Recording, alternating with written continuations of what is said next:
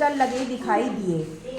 अच्छा ये बताओ, जब आप लोग स्कूल आते हो तो स्कूल की दीवारों पर कुछ पेंटिंग या पोस्टर वगैरह लगे हैं? लगे हैं ना?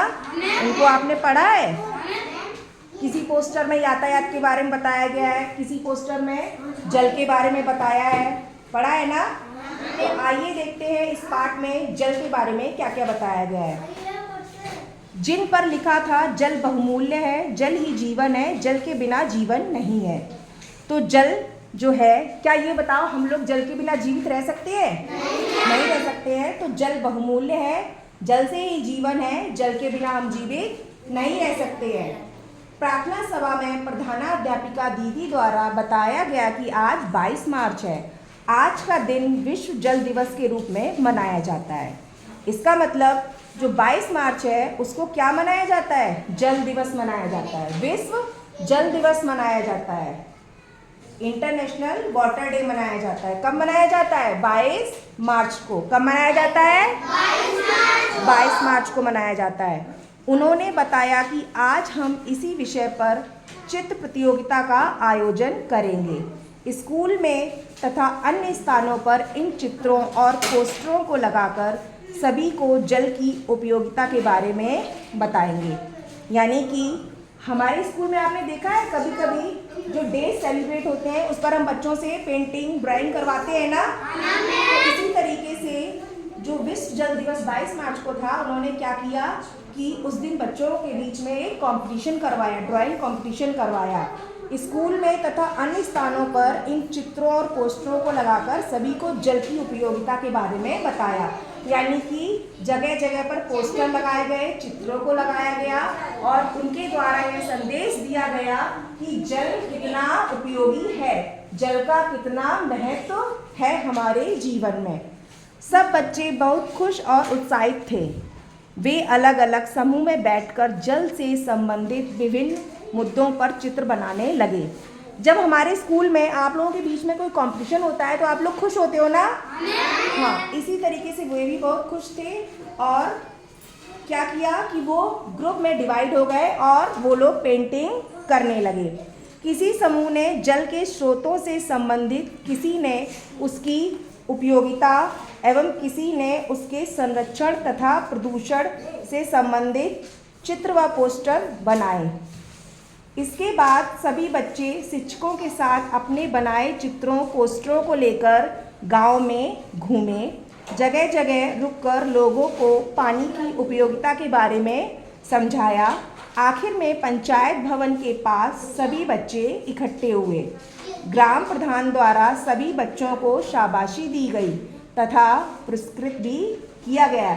यानी बच्चों ने जो उनके बीच कंपटीशन हुआ था, जो चित्र पोस्टर बनाए थे, उन चित्रों और पोस्टरों को ले जाकर उन्होंने गांव में एक रैली निकाली। क्या निकाली? रैली निकाली और लोगों को जल की उपयोगिता के बारे में समझाया कि जल कितना हमारे जीवन में महत्व है। फिर क्या हुआ कि वो लोग पंचायत भवन गए। इसके बाद वहाँ सभी लोग और सभी बच्चे क्या हुए? इकट्ठे हुए। क्या हुए? इकट्ठे हुए। ग्राम प्रधान द्वारा सभी बच्चों को शाबाशी दी गई। क्या दी गई? शाबाशी दी गई। जब तुम लोग कोई अच्छा काम करते हो या तुम लोगों के बीच में कुछ भी कंपटीशन करवाया जाता है तो तुम लोगों को शाबाशी दी जाती है। बिल्कुल इसी तरीके से ग्राम प्रधान ने भी उन बच्चों को क्या दी? शाबाशी दी। क्या दी? शाबाशी दी तथा पुरस्कृत भी किया, यानी कि उनको प्राइज भी दिया गया। विश्व जल दिवस 22 मार्च के दिन आपके स्कूल में क्या होता है? आप अपने शिक्षक शिक्षिका से बात करें और इस दिन को मनाएं तथा लोगों को जागरूक करें। जल हम सभी के लिए आवश्यक है। हम प्रतिदिन किसी न किसी कार्य में जल का उपयोग करते हैं, जैसे पीने, खाना बनाने, कपड़े धोने में। जल के बिना रहना न केवल हमारे लिए बल्कि किसी भी जीवधारी के लिए असंभव है। अच्छा सोनम, ये बताओ बेटा, जो जल है, जो पानी है, उससे तुम क्या क्या करती हो? बताओ।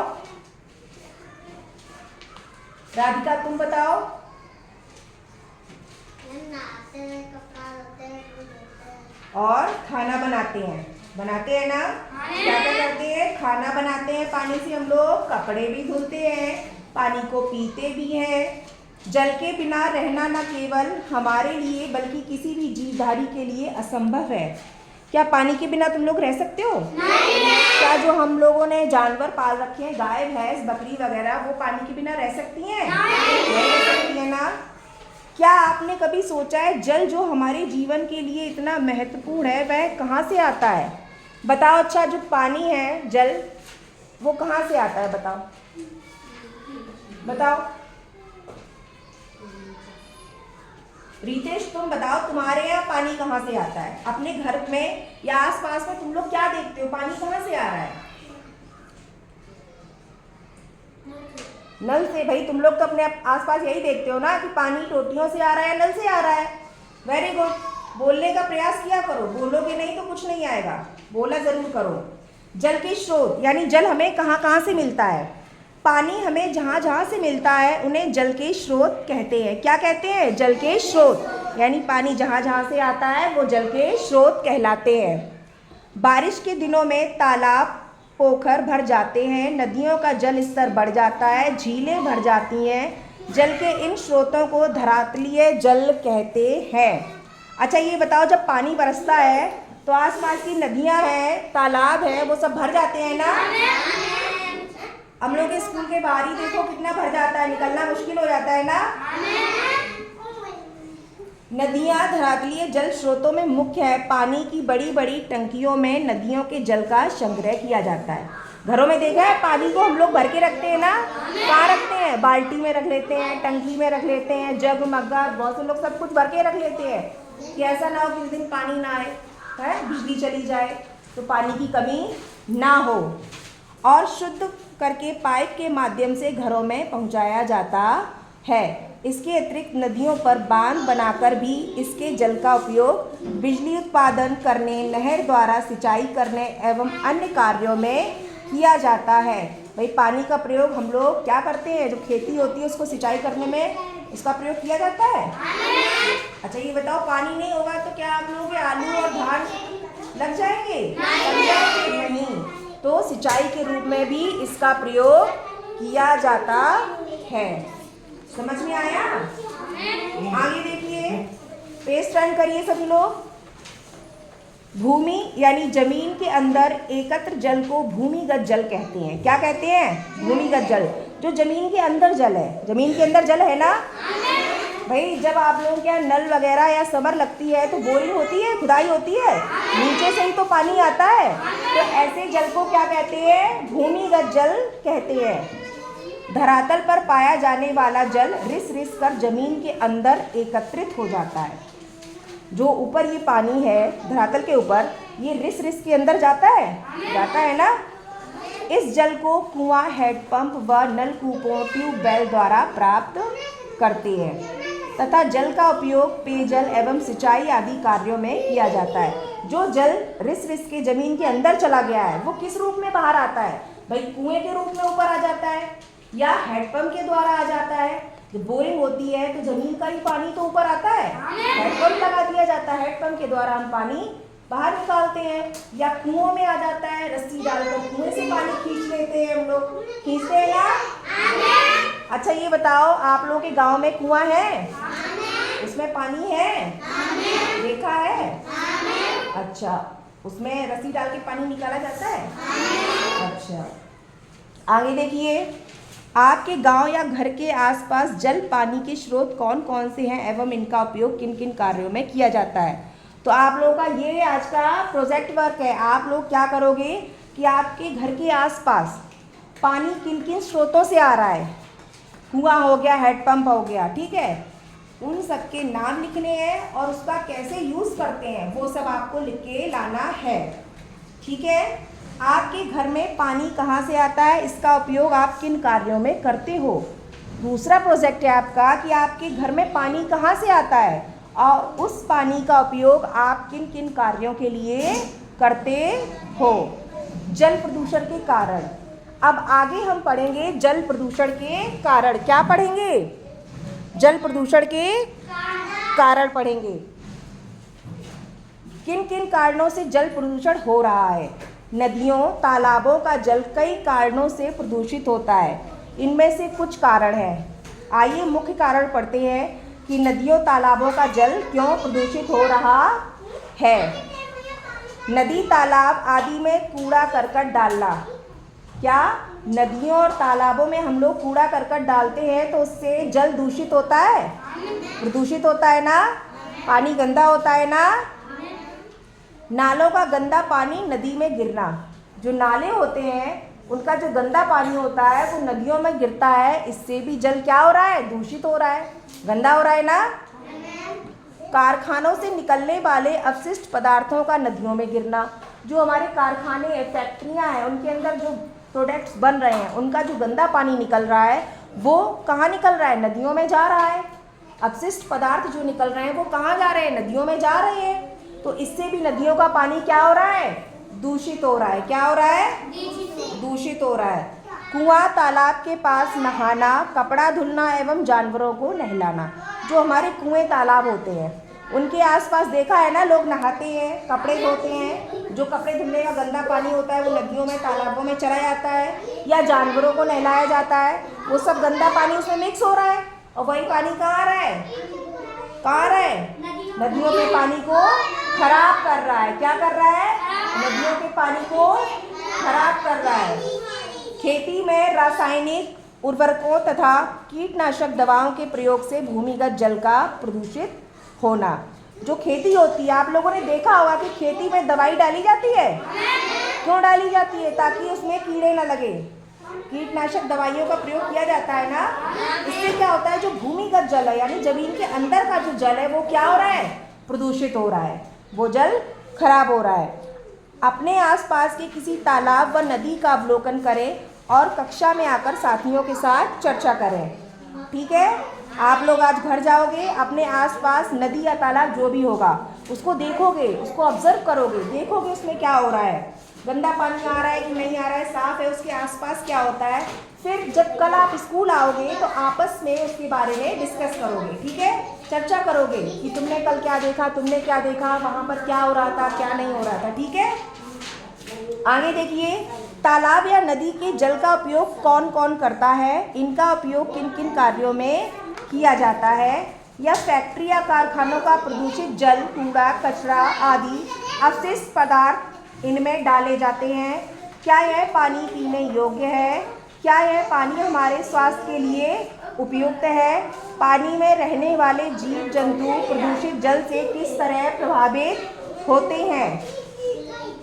प्रदूषित जल का हमारे स्वास्थ्य पर बुरा प्रभाव पड़ता है। ऐसे जल के प्रयोग से पीलिया, हैजा, पेचिस, अतिसार, डायरिया, टाइफाइड आदि रोग हो जाते हैं। यानी कि जो दूषित जल होता है उसका जब हम लोग प्रयोग करते हैं तो उसका बुरा प्रभाव हमारे शरीर पर पड़ता है। उससे क्या होते हैं, हमें बहुत सारी बीमारियां हो जाती हैं, जैसे पीलिया हो गया, हैजा हो गया, पेचिस हो गया, अतिसार यानी कि डायरिया, टाइफाइड आदि रोग हो जाते हैं। आजकल डेंगू, डायरिया, मलेरिया सब फैल रहा है ना, बिल्कुल। तो अपने आसपास सफाई रखनी चाहिए, मच्छरों से बचना चाहिए, घर में मच्छरदानी का यूज़ करें। ठीक है, प्रदूषित जल पीने से जानवर भी बीमार पड़ रहे हैं। भाई जब दूषित जल आप पियोगे तो उससे क्या होगा, जानवर भी बीमार पड़ेंगे, जानवर बीमार पड़ेंगे ना। जब आप दूषित जल जानवरों को पिलाएंगे तो जानवर बीमार पड़ेंगे ना। तालाब या नदी का जल प्रदूषित होने से उसमें रहने वाले जीव जंतु भी मर जाते हैं। भाई जब नदियों और तालाबों का पानी, आप उसके अंदर जो जंतु जानवर रह रहे हैं, जब नदी तालाब का पानी गंदा होगा तो वो उसके अंदर रह रहे हैं तो वो भी मर जाएंगे ना। पेड़ पौधों पर भी इस जल का प्रतिकूल प्रभाव पड़ता है। आप लोगों ने देखा होगा, अगर आप घर पे छोटे छोटे पेड़ पौधे लगाकर उस पर गंदा पानी डाल दो तो वो क्या जीवित रहते हैं, मर जाते हैं ना। गमले का पौधा सूख जाता है ना, इनकी वृद्धि रुक जाती है। प्रदूषित जल से फसलों को भी नुकसान पहुंचता है। जो दूषित जल होता है अगर हम उससे सिंचाई फसलों में कर दें तो फसल भी हमारी खराब हो जाती है। क्या हो जाता है, फसल हमारी खराब हो जाती है। इन फसलों, फलों एवं सब्जियों को खाने से स्वास्थ्य पर बुरा प्रभाव पड़ता है। अगर फसल सब्जी हो भी जाती है तो अगर उनको हम खाते हैं, उनका सेवन करते हैं तो हमारे शरीर पर उसका बुरा प्रभाव पड़ता है। आप अपने साथियों के साथ चर्चा कीजिए। तालाब या नदी के जल को प्रदूषित होने से बचाने के लिए क्या उपाय किए जाने चाहिए? चर्चा कीजिए और प्रमुख बातों को चार्ट पर लिखकर कक्षा की दीवार पर लगाएं। स्वच्छ जल स्वस्थ जीवन। आइए इसके कारक जानें। जो पानी हमारे स्वास्थ्य के लिए हानिकारक नहीं होता है, जिसे हम पीते हैं, वह पीने योग्य पानी कहलाता है।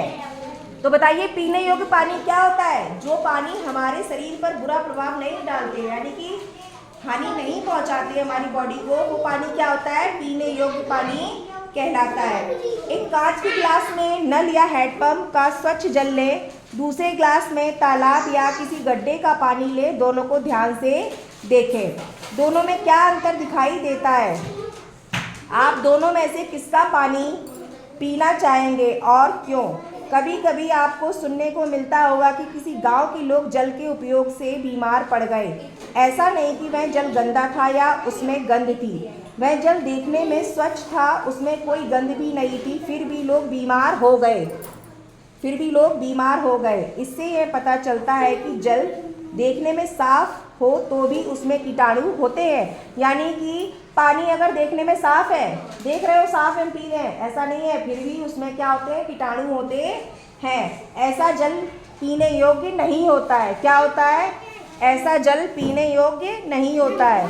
जल को पीने योग्य बनाने के लिए निम्नलिखित तरीके अपनाने चाहिए। अब हम आगे जानेंगे कि जल जो है उसको पीने के योग्य बनाने के लिए आप लोग क्या क्या कर सकते हो। सबसे पहले उबाल कर जल पीने को योग्य बनाने के लिए सबसे आसान तरीका होता है, उबालने से सभी कीटाणु नष्ट हो जाते हैं।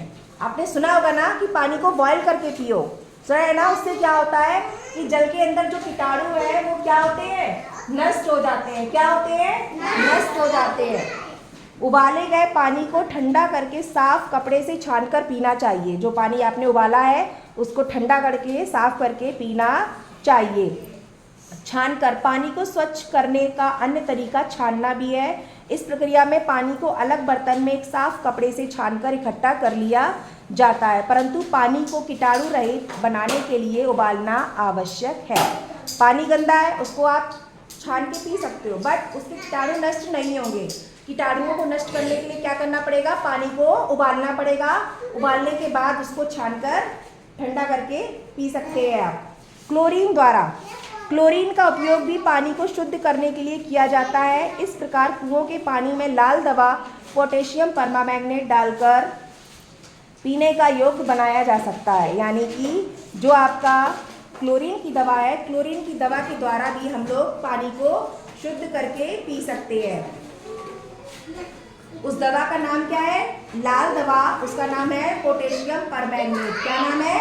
Potassium permanganate. इसके द्वारा पानी को पीने योग्य बनाया जा सकता है। अब हम आगे जानेंगे पानी को शुद्ध करने की विधि क्या है। क्या पढ़ेंगे? पानी को शुद्ध करने की विधि पढ़ेंगे। सामग्री, सबसे पहले सामग्री देखेंगे। 3 गमले या घड़े जल, बजरी, बालू या रेत। आप 3 गमले लें या घड़े जल, बजरी, बालू या रेत ले सकते हैं। चित्र के अनुसार 3 गमले या घड़े लें। गमलों के तलों में छोटे छोटे छिद्र करके इन छिद्रों में रुई की बत्ती लगा दें। दूसरे गमले में साफ बजरी भरें। तीसरे गमले में साफ बालू भर दें। अब ऊपर वाले गमले में दूषित पानी धीरे धीरे भरें। क्या करें? धीरे धीरे दूषित पानी डालें। दूषित पानी की अशुद्धियाँ गमले में भरी बजरी तथा बालू के कणों से छन कर किस तरह दूर हो रही हैं, ध्यान से देखें। सबसे नीचे वाले गमले से छना हुआ पानी साफ दिखाई देता है। इस पानी को भी उबालकर ठंडा करके ही पीना चाहिए। सूक्ष्म जीव बालू से छनने के बाद भी पानी में रह जाते हैं। जो छोटे छोटे जीव होते हैं बालू से छनने के बाद भी उसमें रह जाते हैं। आगे देखिए, अब आप बताएं, आपके घर में पीने का पानी कहाँ से आता है? कहाँ से आता है? नल से आता है, कुओं से आता है। ठीक है, क्या यह पानी स्वच्छ होता है? क्या यहाँ पानी स्वच्छ होता है? बताओ, जो आप नलों से पानी लाते हो क्या वह पानी स्वच्छ होता है? बताओ, साफ तो दिखाई देता है। आगे देखिए, यदि नहीं तो इसे कैसे स्वच्छ करें। मान लो अगर ये पानी स्वच्छ नहीं है, तो आप लोग कैसे स्वच्छ करोगे? अभी समझाया ना मैंने, कैसे शुद्ध करोगे उस पानी को? राधिका बताओ, कैसे स्वच्छ करोगे इस पानी को? नंदिनी आप बताओ, कैसे? छान के, उबाल कर छान कर उसको शुद्ध किया जा सकता है, ठीक है, या क्लोरीन की दवाई को मिलाकर साफ किया जा सकता है, ठीक है। पानी के रख रखाव के लिए किन किन बातों का ध्यान रखा जाता है? अच्छा ये बताओ, पानी जो है घर में उसको स्टोर करके रखते हो, उसके रख रखाव के लिए क्या आप लोग करते हो? पानी किस में रखते हो? बाल्टी में रखते हो, और किस में रखते हो? टंकी में, बाल्टी में और टब में। Very good. पीने के पानी की शुद्धता के साथ साथ यह भी आवश्यक है कि जिस स्थान पर पानी रखे वह स्थान भी साफ सुथरा हो। जो पीने का पानी है वो क्या होना चाहिए? साफ सुथरी जगह पर होना चाहिए। बताओ। जिस बर्तन में पानी भरे उसे ढककर रखे एवं उसकी नियमित सफाई करें। भाई पानी, पीने का पानी आप जिस बर्तन में रख रहे हो उसे डेली साफ करना चाहिए कि नहीं? पानी निकालने के लिए लंबी हैंडल वाले बर्तन का प्रयोग करें। ये नहीं है कि मटके में या बाल्टी में पानी रखा, आप लोग गए गिलास उठाया उसी में हाथ डाल दिया, ऐसा नहीं है। बड़े बर्तन का यूज़ करना चाहिए जिससे हमारा हाथ पानी में ना भिगोए। घंटी वगैरह का यूज़ करना चाहिए। इसके अतिरिक्त हम अपने आसपास के स्थान को भी साफ रखें। कूड़ा करकट एवं आसपास पानी इकट्ठा ना होने दें। कूलर एवं पानी की टंकी को समय समय पर साफ करें एवं हैंडपंप के आसपास पानी निकासी की उचित व्यवस्था करें जिससे मक्खी मच्छर आदि उत्पन्न ना हो। ऐसा करने से हम मलेरिया, डेंगू आदि बीमारी से बच सकते हैं। तो आज का पाठ आपको समझ में आया? अच्छा, तो आप लोग ये बताइए कि इस पाठ से हमें क्या सीख मिलती है? बताइए आप, बताओ। जो जल है उसका हमारे जीवन में महत्व है कि नहीं है? Very good. अच्छा, जल जो है वो हमारे जीवन में कैसे उपयोगी है? जल से हम क्या क्या काम करते हैं बताओ? कपड़े धोते हैं, नहाते हैं, बर्तन धोते हैं, सब्जी, हाँ वही खाना बनाते हैं, बाल्टी धोते हैं। अच्छा ये बताओ, नदियों तालाबों के पानी को शुद्ध रखना चाहिए कि नहीं? शुद्ध रखना चाहिए ना? अपने घरों के आसपास सफाई रखनी चाहिए। अच्छा ये बताओ, जो पीने वाला पानी है उसको कैसे शुद्ध किया जाता है? बताओ। जो पीने वाला पानी है उसको हम कैसे शुद्ध करते हैं? कैसे शुद्ध करते हैं? छान के। सिर्फ छान लिया शुद्ध हो गया? कुछ और भी बताया था, क्या बताया था? क्या? उबाल कर और छान कर। उबाल के, छान के, ठंडा करके पीना चाहिए। अच्छा ये बताओ, जो पानी अगर सिर्फ छान लें तो क्या वो पीने योग्य हो जाता है? उसमें छोटे छोटे सूक्ष्म कीटाणु रह जाते हैं ना।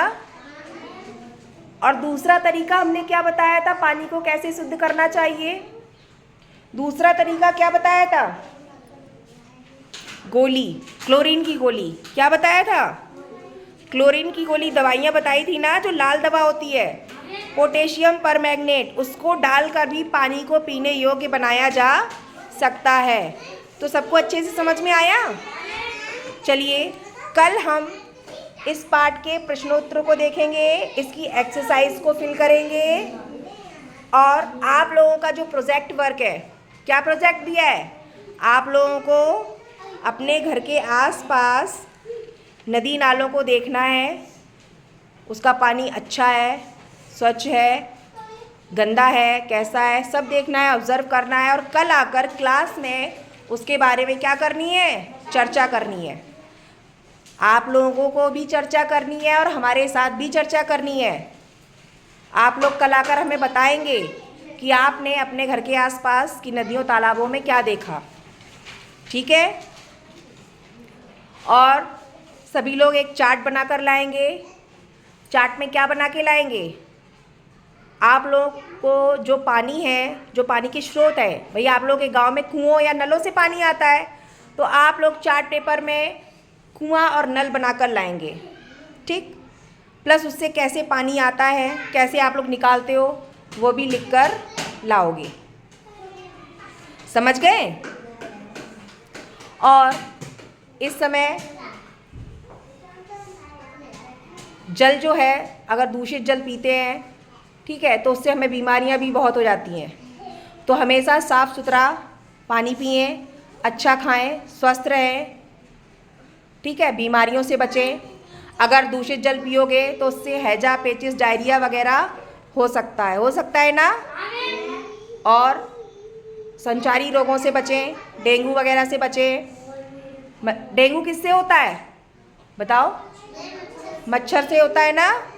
तो अपने घर के आसपास साफ़ सफाई रखें, पानी कहीं ना भरा रहने दें।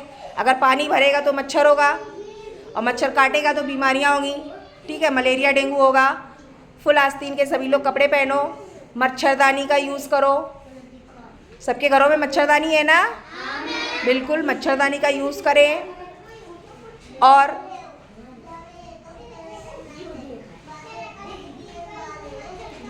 कृष्णा, क्या बात है, क्या बात है कृष्णा?